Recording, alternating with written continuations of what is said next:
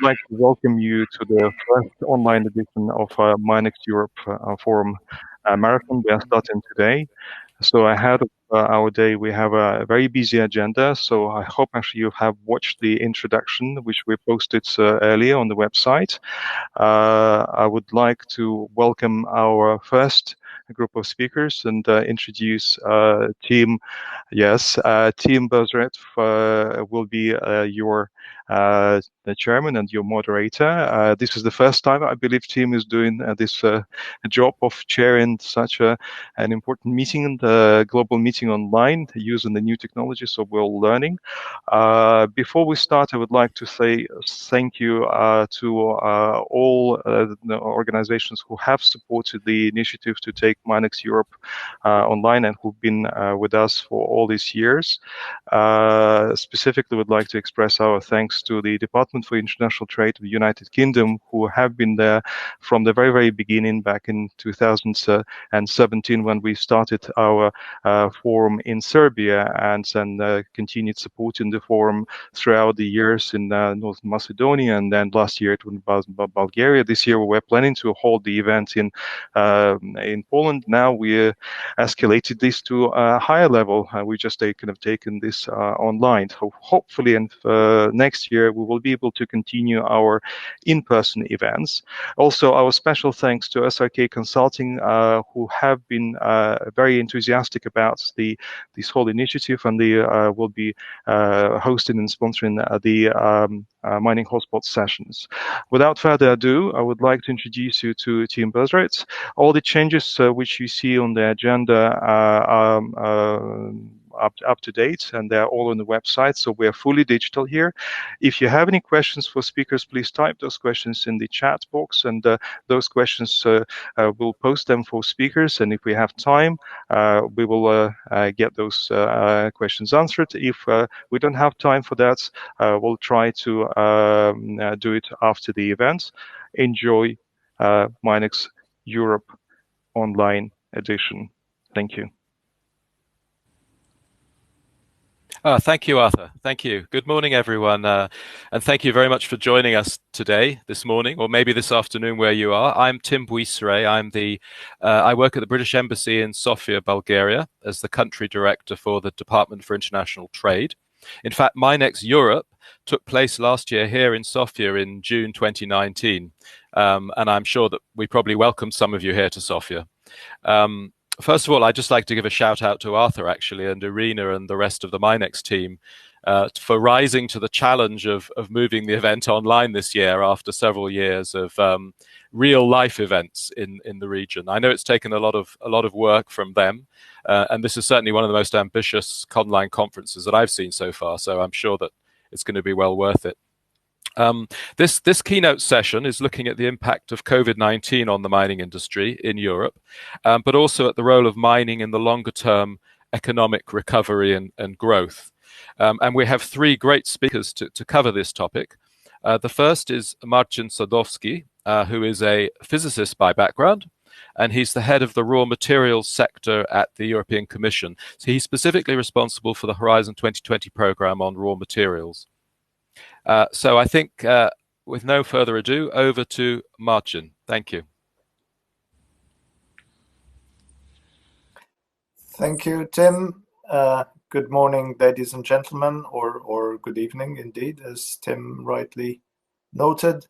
My name is Marcin Sadowski. I am from the European Commission's Executive Agency for Small and Medium-Sized Enterprises, which implements the Horizon 2020 framework program for research and innovation. So my thanks to the organizers for inviting me to talk to you. And before I really start, a caveat, namely, you understand that the situation is evolving very rapidly. So whatever I say right now may no longer be the fact tomorrow, although, okay, I think it is stabilizing a little bit. So let us move on. COVID-19 and mining, the immediate impact on mining is of course the fact that industrial production worldwide is diminished, consumer consumption is down, and this translates immediately into a decrease of the prices of raw materials. And here copper is usually considered to be a good example of this. And you see the copper price on the London Metal Exchange has gone down over the past few weeks, although not as dramatically as may have been the case. But still, so this of course translates into lower revenues for miners and generally raw materials producers. Here you see some press clippings about suspending programs and decreasing input of money. And it should be said that we see that exploration and expansion are the most impacted projects. They don't bring in money that quickly. They're easier to slash, and of course exploration is additionally impacted by all the travel restrictions due to COVID. And now also the supply side is affected, which probably explains why excuse me, why the prices did weaken, but not as much as they may have. So the supply side, virus outbreaks among the workforce, shutdowns, disruptions of the supply chain, all this has also contributed to decreasing the supply of raw materials, and you have mines closing, operations closing. So the impact is there already, and it is significant. And this is the impact now. The long-term impact will, excuse me, will also presumably be very significant. We are still in the pandemic stage, but the economic consequences will be with us for a number of years. Now we can begin to be guessing what the parts of the future will look like, and here I would like to concentrate on three issues.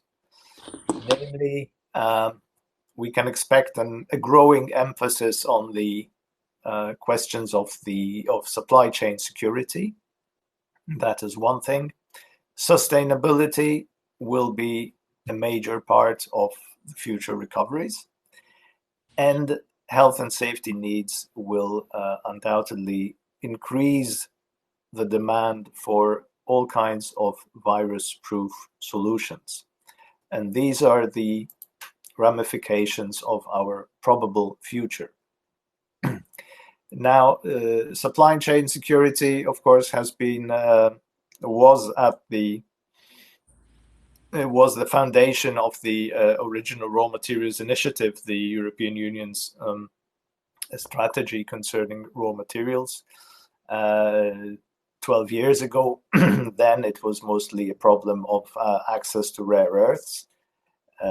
Things sort of quieted down after a while, but now we are again facing issues of supply chain security. And this, the importance of this fact has been confirmed in a very recent communication from the Commission, the new industrial strategy for Europe, where critical raw materials and demand for raw materials, future demand for raw materials, especially critical raw materials, was highlighted. Now, this may not be a surprise for most of you listening here, but it is important that our policymakers, our decision makers, understand that this is an important feature. The supply chain security was recently also mentioned by the Commissioner for Internal Market, Thierry Breton, who compared the case of supply chain of raw materials to that of medical supplies, which obviously recently has been at the forefront of all the news. So now the Commission will, during this year, still publish an action plan on critical raw materials, together with studies on the importance of raw materials for the EU economy, especially from the point of view of meeting the climate and energy goals. And the emphasis is on considering the whole value chain as a single ecosystem. So the value chain approach is very much there. And then, of course, problems can be changed into opportunities. We are now starting several recovery plans, EU recovery plans, national recovery plans. And I think the one thing that is sure is that it will not be back to business as usual. The issues of sustainability can be expected to be even more important than they were previously. A strengthening of the EU Green Deal approach, so a very strong focus on environmentally friendly technologies, innovation, decarbonization can be expected in all our recovery plans. And lastly, a sort of direct result of the pandemic, a stronger focus on health and safety. And here, technological advances taking place in the mining sector as well are fully in line with this. As an example, we had last year a call for proposals on the digital mine, and two projects have just started. That you see here, Illumination and Digit, which are advancing digitalization of mining operations. And of course, we have many other projects running on remote operation of mines. All of this, of course, is not a reply to the pandemic, but it plays directly into recovery plans from this. In terms of treating our running projects, which of course are also experiencing all the difficulties that everyone else is, the key word is flexibility. So project extensions, delayed starting dates for those that have not yet started, project costs that may be covered that otherwise maybe would not have been covered. There is a frequently asked questions if you are in the case of being a project and are interested. Each case is considered on its own merits, but generally we are being flexible and helping projects to weather this storm. Other direct actions, there is actually a lot of research money being liberated in the European Commission to fight the COVID-19 outbreak.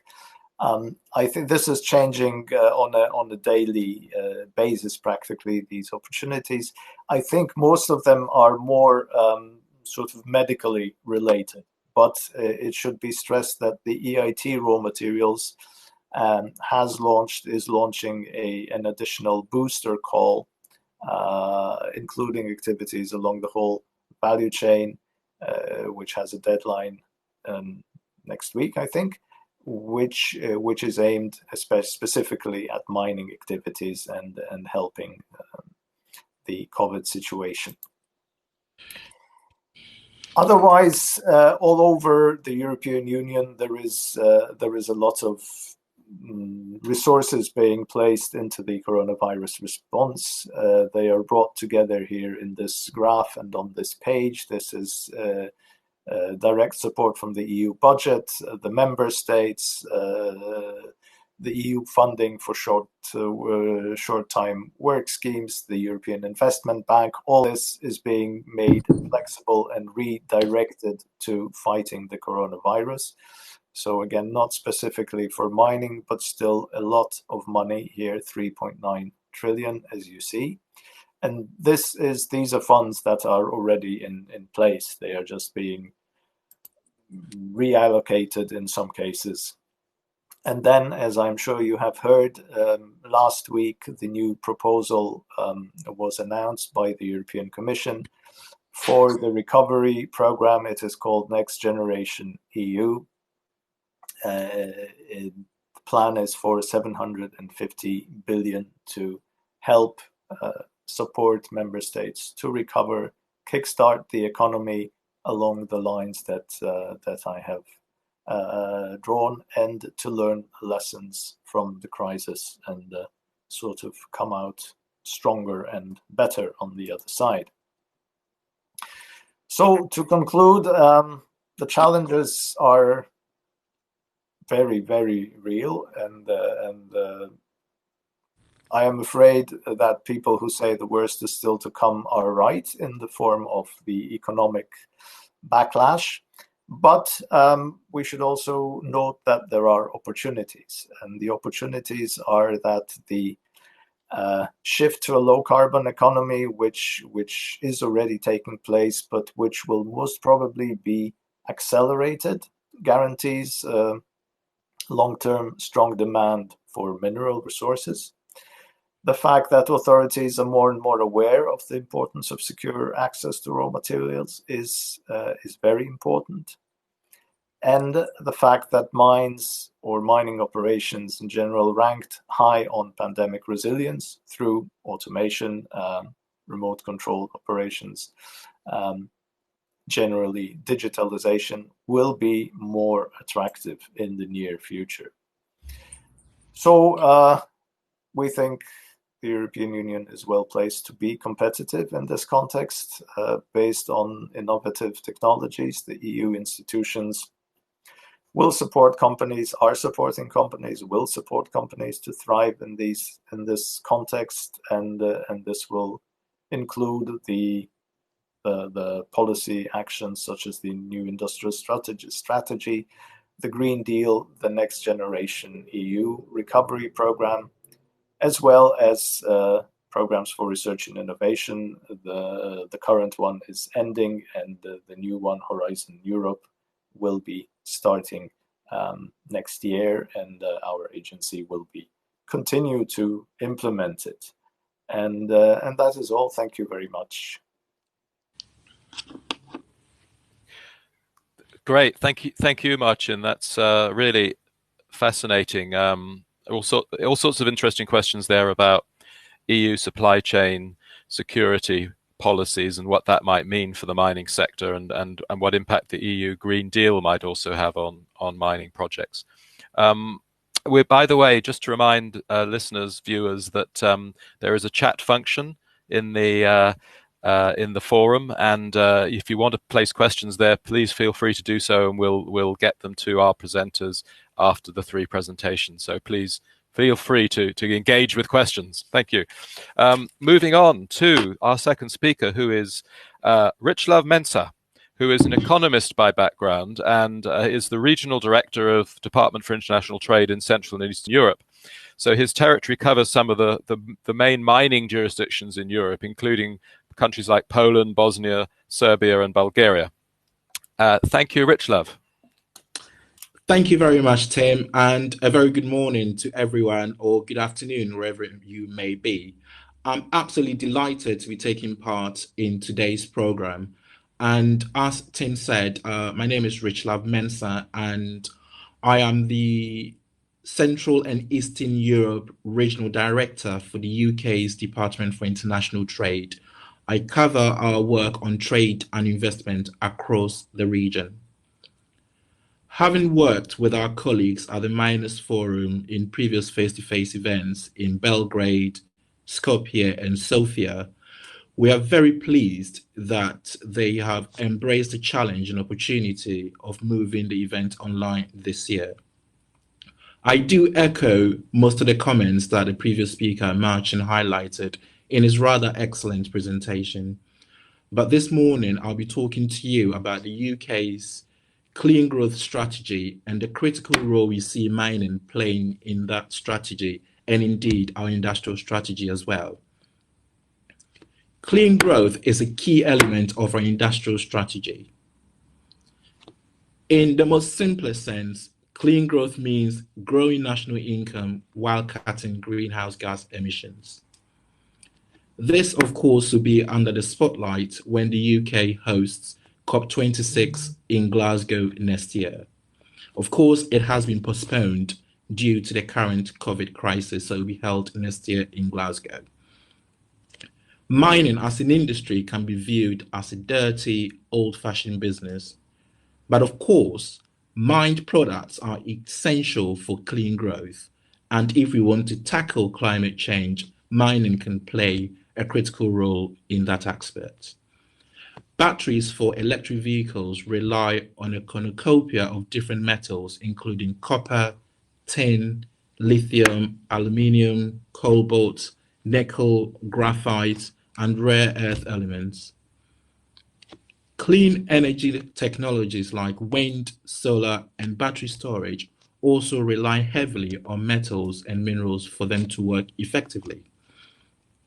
Wind turbines are largely made of steel, concrete bases that requires the cooking of coal. So mining is clearly very essential. However, we ought to mine in the least invasive and most sustainable way with a social license to operate. To support clean growth, the security of supply is increasingly seen as an important issue. And I think this was highlighted by Marcin in his excellent presentation. This has been particularly acute given the recent COVID-19 crisis. My department has recently launched a major strategic review of supply chains which are critical for the UK economy. This is where the UK mining capability also comes in. As you will know, the UK has a long and distinguished history in mining. Coal powered the Industrial Revolution in the 19th century, and tin has been mined in Cornwall since the Bronze Age. As a result, the UK has developed an unrivaled mining capability. UK companies can deliver solutions across the mining lifecycle, from initial scoping studies through all phases of feasibility and design to construction and operation.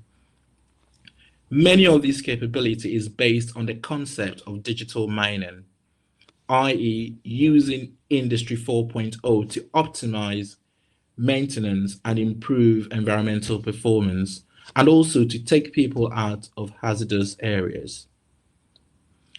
UK designed and manufactured construction equipment also play a critical role in mining projects in every corner of the world. You can find them excavating and processing earth, rock, sand, and many other materials around the world. For this reason, our clean growth strategy extends to mining equipment. The UK company Williams Advanced Engineering has replaced the diesel engine in a mining truck with a hybrid power source based on lithium-ion battery and a hydrogen fuel cell. This technology can really revolutionize the future of mining.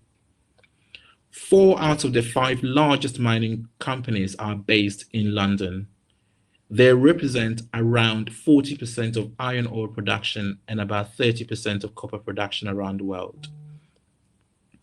The London Metal Exchange represents about 80% of metal trading, and that is equivalent to about £15 trillion per annum.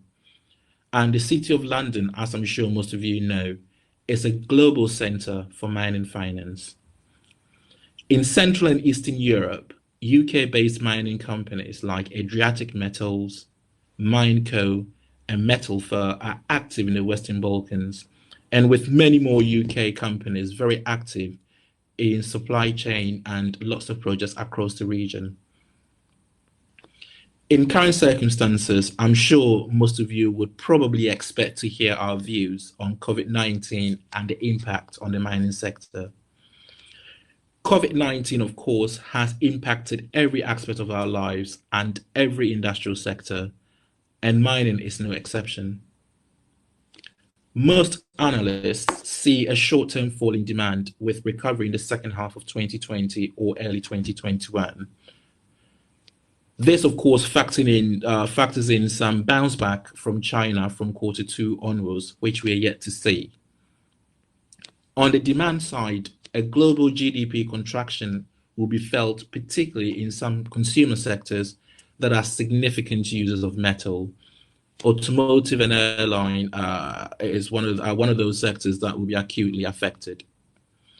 Long-term behavioral impacts, which we're yet to see and still sort of coming through, will impact on consumer spending patterns and could also impact on the sector as demand and spending patterns change. However, as Marcin clearly illustrated in his presentation, mining as a sector is incredibly resilient. Many of the major mining corporations have deleveraged and reduced costs since the 2015 downturn, so they go into the crisis in a relatively good position. Junior developers and single asset companies will be hardest hit if their operations were forced to close or indeed scaled down. We can anticipate miners to seek solutions to reduce the human workforce at mine sites, for example, by using automated mine solutions such as self-driving haul tracks and remote operation centers.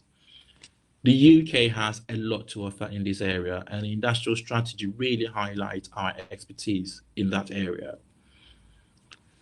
From an environmental, social governance perspective, or ESG, the short-term emphasis will shift from the E to the S, particularly in low-income but resource-rich countries in Africa, South America, and Asia. I think this was also highlighted by Marcin in his presentation.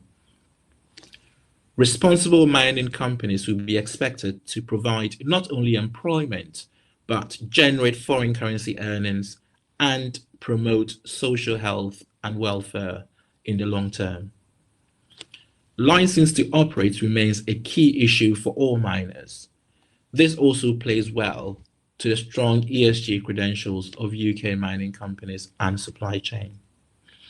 I hope that Miners Europe 2020 will prove to be interesting and productive. If we can help to connect you with UK mining expertise, please do not hesitate to contact myself or Tim Busray, who leads our mining campaign in the region, or Rosland, our mining sector specialist based in London. I hope you have a very productive day. Thank you very much for your attention. Thank you, Rich Love. That's very interesting and a very good link through to the UK clean growth strategy. I think mining is not necessarily always seen as a key component of clean growth, and that's probably an argument that the mining sector needs to make more often and more clearly. So, and moving on to our third speaker, who is Ambassador Kati Chaba, Canada's ambassador to Serbia, Montenegro, and North Macedonia. Kati has a background in international development as well as being a diplomat, and she spent 3 years advocating for Canadian mining companies in Serbia and North Macedonia. Thank you, Kati. Thank you. Good morning or good afternoon, everyone. It's a pleasure for me to be joining you as well and to speak to you a little bit about what's happening in the mining sector in Canada, including as a result of COVID-19. So some 3 decades ago, a well-known political scientist and writer claimed that the history of the world as we had known it was over. But as we've seen over the past few months, these words have echoed around the globe as many have attempted to forecast what is the new normal or the new reality. The COVID-19 crisis affected people's everyday lives, no matter in which country they live. Economies are struggling as both demand and supply have decreased, in some cases grinding to a halt. However, what history has taught us is that humankind is adaptable to every kind of challenge we face. The mining industry around the world has been seriously affected by COVID-19. This has ranged from some industry giants being forced temporarily to stop or reduce their operations down to maintenance only, to exploration companies' activities being fully halted in many jurisdictions. The ability of the latter group to obtain the capital needed to develop their projects will be greatly impacted by the speed of recovery of financial and commodity markets. It is important for us to discuss today the future of the mining industry, including these new financial realities. And in that context, I would like to welcome the participation of a representative of the Toronto Stock Exchange, Mr. Graham Dallas. I hope he's online, and thank him for his willingness to join us. And just as a reminder, of course, many of the world's exploration companies, the junior companies, are listed on Toronto exchanges. COVID-19 affects individuals, communities, businesses, and sectors. Countries worldwide are developing financial and non-financial stimulus packages to support local economies in an attempt to avoid major post-corona economic turbulence. The federal government of Canada has developed a portfolio of measures to support affected groups. These include the Emergency Wage Subsidy, the Emergency Response Benefit, the Emergency Response Account, and the Regional Relief and Recovery Fund, which is worth nearly 1 billion Canadian dollars. These programs are important for Canada's minerals and mining sector, which contributes, in a normal year at least, to Canada's GDP with 97 billion Canadian dollars, making up 19% of our country's total exports, and with 1 in every 29 jobs directly or indirectly linked to mining. And for information on all of the recent measures that have been put in place by the Canadian government, you are welcome to go on our government's website, and there is information freely available. At the provincial level, some governments, including those in British Columbia and Ontario, have declared mining and exploration activities to be essential, thus allowing companies to continue with their operations while fulfilling their obligations to respect strict health and safety standards to protect their employees. Industry associations and organizations in Canada connected to mining and minerals, such as the Prospectors and Developers of Association of Canada, PDAC, the Mining Association of Canada, MAC, and TMX Group Limited, have been working closely and continuously with the federal and provincial governments to reach agreement on the type of support companies need in response to COVID-19. This teamwork has resulted in the submission and adoption of proposals on, for example, the extension of annual deadlines for the financial obligations of companies, or the inclusion of publicly listed companies in the wage subsidy program. I'm encouraged to see that many European countries, including Serbia, have developed their own programs to support businesses and individuals. I would encourage them to continue collaborating with the private sector in finding the most appropriate solutions. Governments understand the importance of mining, and key decision makers need to show leadership in supporting the recovery of this industry. The year 2020 has been particularly challenging for the region of Central and Eastern Europe, given the environmental challenges it has faced. The year started with an unusually high number of days of serious air pollution, leading to renewed discussions on the need to reduce greenhouse gas emissions and for a transition to more environmentally friendly economies. Not long after that, COVID-19 brought us together to talk, at least in a virtual format as we are today, about health and safety standards and how this crisis will shape the future of business through the greater adoption and use of technology. For many years, if not decades, the mining and mineral exploration industry has already been implementing solutions to improve environmental protection, to set higher health and safety standards, and to introduce digital technology. Whether their motivation was to lower costs, minimize mining's footprint, or maximize extraction, the industry was often at the forefront of investments in innovative technologies and solutions. What many industries will discuss going forward has been at the core of mining for some time already.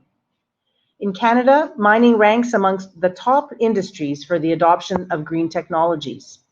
Canada is also seen as a global leader in extractive and clean technologies and geological sciences. Our clean tech sector has shown rapid growth in the last few years, accounting for 3.2% of Canada's GDP and 317,000 jobs in 2017.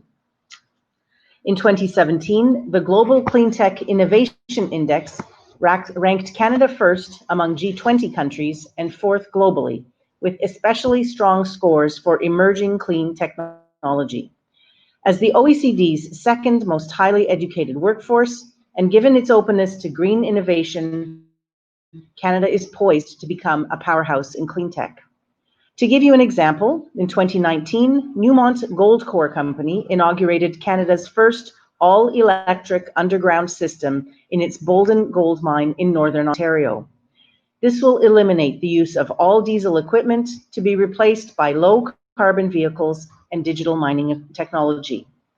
According to the World Gold Council, this transition could potentially reduce Bolden's greenhouse gas emissions by 70% annually. We see real value in sharing our goals and achievements with the world. In Central and Eastern Europe, many Canadian companies involved in the mining industry are showcasing their ability to develop or use innovative technologies and solutions. For example, Toronto-based Dundee Precious Metals is recognized for its all-digital Chelopech mine in Bulgaria, and we look forward to seeing more such projects developed, including in Serbia. To close, I would like to take this opportunity to congratulate all of you for showing leadership in coping with the consequences of COVID-19 in your workplaces and in your everyday lives. I would also like to thank the organizers of this MINEX 2020 forum for their ability to adapt to new circumstances and for offering all of us the opportunity to stay focused on the mining industry despite its current challenges. The trade teams at the Canadian embassies in the region, including at our embassy here in Belgrade, stand ready to support Canadian companies that are interested in doing more in this region. So with the hope of seeing, many of you in person soon, I wish you fruitful discussions today and much success going forward. Thank you and stay safe. Thank you very much, Ambassador Chaba. That was excellent. And actually, it just occurred to me that when you and Marcin were coughing a little bit in a real live meeting, we would have brought you a glass of water. But unfortunately, in these circumstances, we have to rely. You have to rely on yourselves and your colleagues, I'm afraid. I thought that was a point well made about the way that the mining sector has risen to the challenge of working through COVID. In my experience in DIT, working across many sectors, mining I think is one that has risen to the challenge particularly well, and certainly in Bulgaria the mining operations are largely continuing pretty much at full production, including your great case study of Dundee Precious Metals at Chelopech. I think, Arthur, that we now have time for some questions. I don't know if any questions have popped up on the chat, and if so, whether you would like to post them up for us.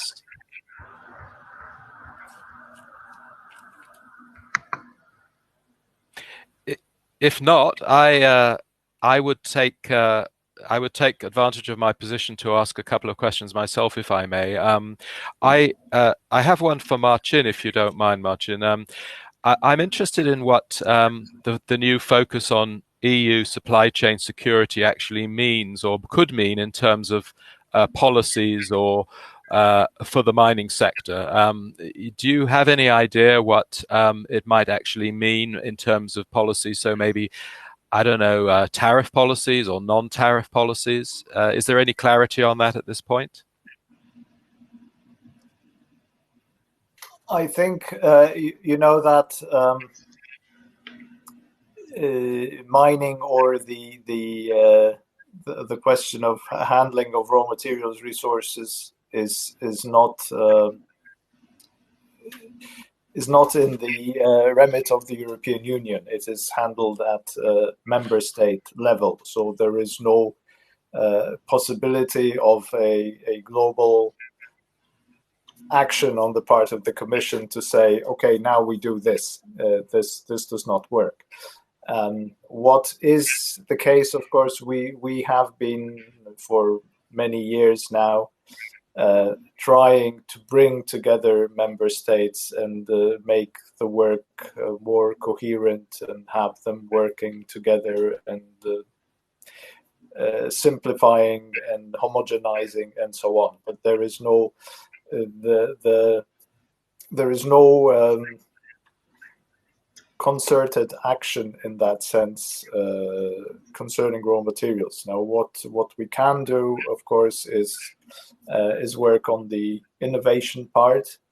Innovation being a European thing, so the fact that there is a raw materials program in the framework program for research and innovation, which incidentally was the first time in Horizon 2020 and will be probably continued in Horizon Europe. This is a step in that direction, but we cannot legislate at European level to cover everything. So potentially, more funds, more pressure on member states, but no direct legislation. Yes, thank you. I mean, I imagine that in many senses the question of supply chain security really falls primarily on business rather than on government. In fact, I actually had a similar question around the EU Green Deal, whether you see how that might impact on mining projects, because it's fairly easy to see how it might apply in the area of renewables, for example. But do you have a vision for how the Green Deal might support mining in Europe, maybe by supporting governments in assessing their mineral resources, for example? This is something that Richlove mentioned several times in his talk. Indeed, I think that still mining is seen as a dirty industry, and most people, when asked, what do you associate with mining, they will come up with all kinds of horrible things.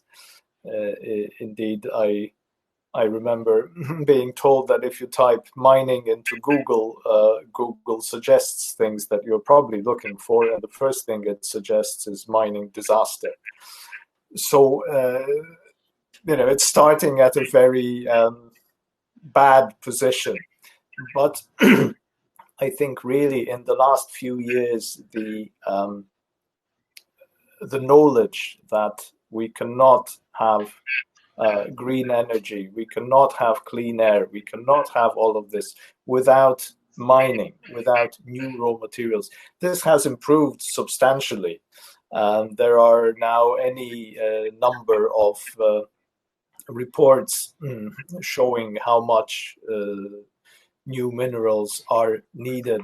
I had a few in the longer version of my talk, but I sacrificed that slide. But there's a report from the World Bank, there is a report from the Joint Research Center, there is a report from the International Energy Agency.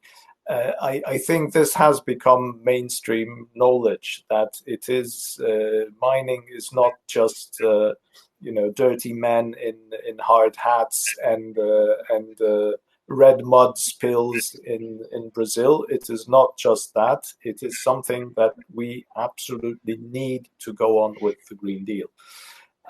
So I think that the knowledge is a very important part here. So I am glad to see that general knowledge, in the sense, of course, people working with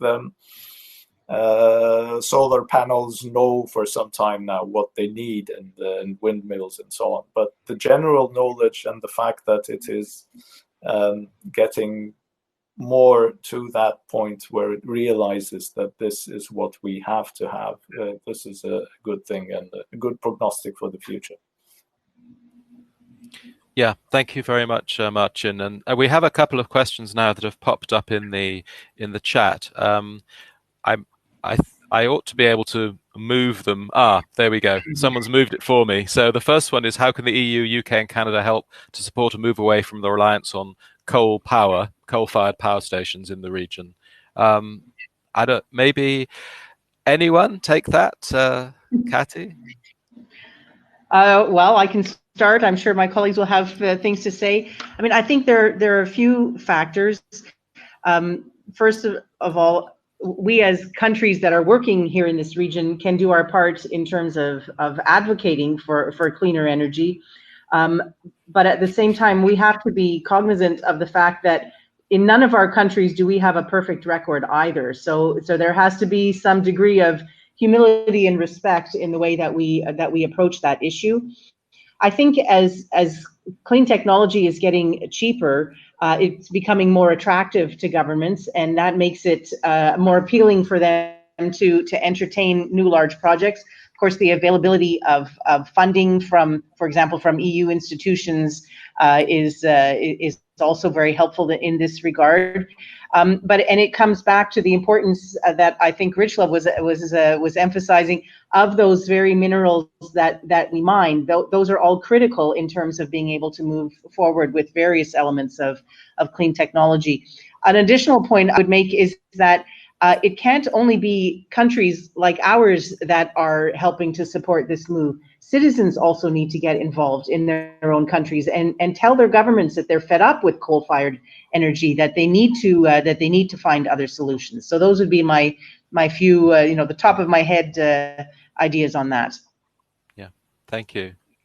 Richlove, yeah, if I may as well, I absolutely agree with Cathy on that point. And if I may also add as well, both the UK, Canada, and the EU are members of the European members of the not the European Union, are members of the G7. The good old times. Indeed. UK, Canada, and the EU are members of the G7, and the G7 absolutely takes climate change and clean energy incredibly serious. In a previous role, I worked very, very closely on the G7 with counterparts around the world, and climate and clean energy and clean technology was always on the agenda. So I imagine this will be going forward is something that we'll be doing a lot on around the G7 and possibly extending to the G20 and other key international institutions. We can't do this alone. It's a global issue, and we have to find the technologies that work together. In the UK, and particular in Europe, we have a regional trade plan for the whole European region. And the basis of our trade plan is based on two key pillars of clean growth and technology. We are really encouraging UK firms that absolutely develop all these key technologies to share with relevant counterparts across Europe and to really showcase UK expertise in this area. In my speech, I did mention the UK company, Williams Engineering, who are doing extraordinary work in this area. They have now been able to replace the diesel engine with hybrid power, which I think could revolutionize the way we see mining. It will take away all the sort of dirty anecdotes that we hear into a more cleaner way of working, and it's a lot safer as well, and it will actually improve the image of mining across the world. I would perhaps just like to add one extra thing. After you. Sorry, thank you, Martin. Sorry about that. I just remembered one thing I should have noted as well. We are in the early stages in Serbia of exploring a possible project that would bring together a Canadian company, Sono Ash, with a UK counterpart in using the products of coal-fired energy plants, the coal ash, to produce other environmentally friendly products. So our embassy is working closely with the UK embassy, but we see this as a way of taking that very dirty industry and we hope being able to manufacture something that will be very useful for construction going forward with the mountains and mountains of coal ash that exist here and elsewhere. Yeah. Thank you, Kati. So, Marcia? I just wanted to add briefly the Just Transition Fund that the European Union is strongly pushing for. Well, the Green Deal is all about that, for sustainability and environmental friendliness, and the Just Transition Fund is to help those member states which are very reliable, very reliant on coal, for example. I come from one of those member states, and I believe Richlove is sitting in one of them at the moment. So there are special funds to help such countries move away, because it is not easy for everyone, of course. Yes, no, thank you. And maybe, and just to chip in there, we are working on a regional level on such a program, coal regions in transition, because as a region, as Richlove's region actually includes several of the biggest coal-producing, coal-fired electricity countries, including Poland and Romania and Bulgaria and so on. There was another question. It's just flashed up on the screen. Will there be a task force set up at an EU level to monitor sustainability of mining projects in the CEE? I judge from Marcin's previous answer there probably won't be an EU level task force, but maybe you could cast some light on that, Marcin. I confess that I have not heard of a specific task force on this. I mean, there are, of course, trying to think under what this could be monitored. I think under more general issues such as the emissions directive probably allows the monitoring of some aspects of all industrial activity. I have not heard of anything specific to mining projects at an EU level, no. Richlove, Kati? Yeah, if I may add very, very quickly, at the back of the Africa Investment Summit late last year, the UK Prime Minister Boris Johnson did announce that the UK will stop providing financial support for coal mining activities and activities that are deemed as not contributing to a clean growth agenda. And it's something that we are really, really passionate about, and something that we're going to monitor, not just here in Europe, but across the world as well, as part of our clean growth strategy. Thank you. Arthur, I don't see any other questions popping up. Maybe I could ask Kati, if you don't mind. You've had 3 years of experience now working in the Western Balkans, supporting Canadian mining companies. What are the main challenges that you're dealing with? You know, what is your day-to-day work look like supporting Canadian mining companies? So main challenges. Yes, it has been almost 3 years now working here in Belgrade, but covering 3 countries of the region: Serbia, Montenegro, and North Macedonia.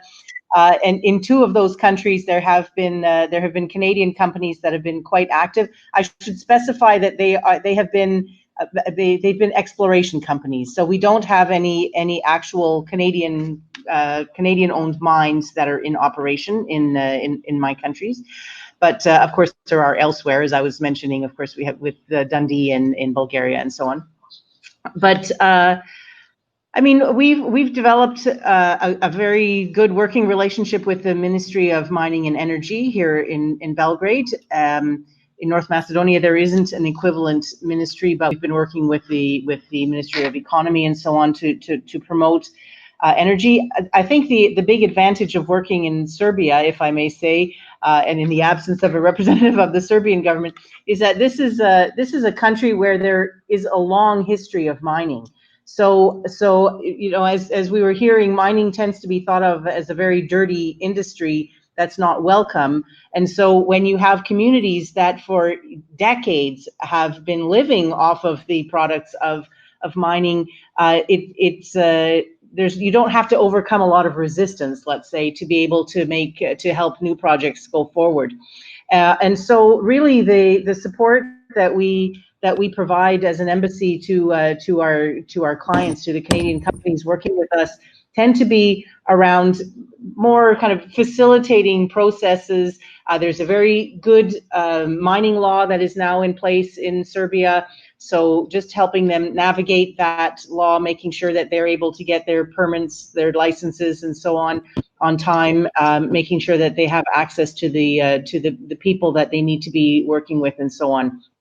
So it's pretty straightforward sector, I think, here, and I can add as well that Canadian companies have been very active themselves in terms of advocacy work. And when the Serbian mining law was being revised, I think it was 2015, there was a whole group of mining or exploration and mining companies that came together to provide recommendations to the Serbian government, including many from Canada, and that was certainly helpful in developing a solid law.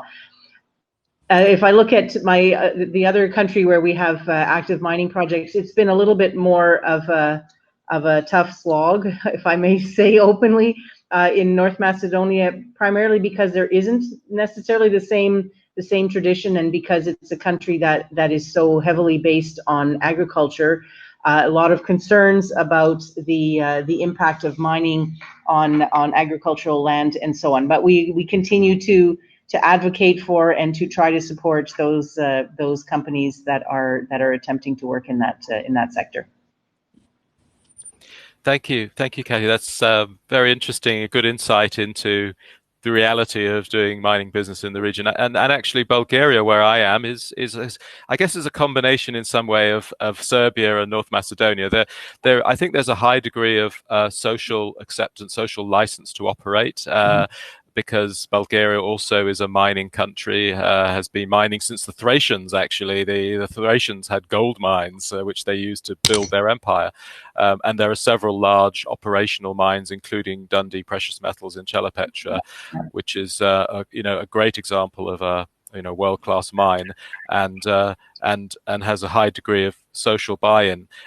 There are also issues, though, with exploration projects, and in Bulgaria, as there have been in North Macedonia. And I think the arguments for mining have to be continually restated in order to get these projects to market. But you raised an interesting point, and it's come up through the presentations earlier about the social license to operate. And if I may offer the viewers a free bit of advice that I have developed after my 3 years here, it's that I cannot overstate how important it is for companies from the very early days of exploration to engage with local communities. We have seen damage done when companies do not engage early enough, because it provides an opportunity for others to come in and spread incorrect and often false information about what this project is planning to do.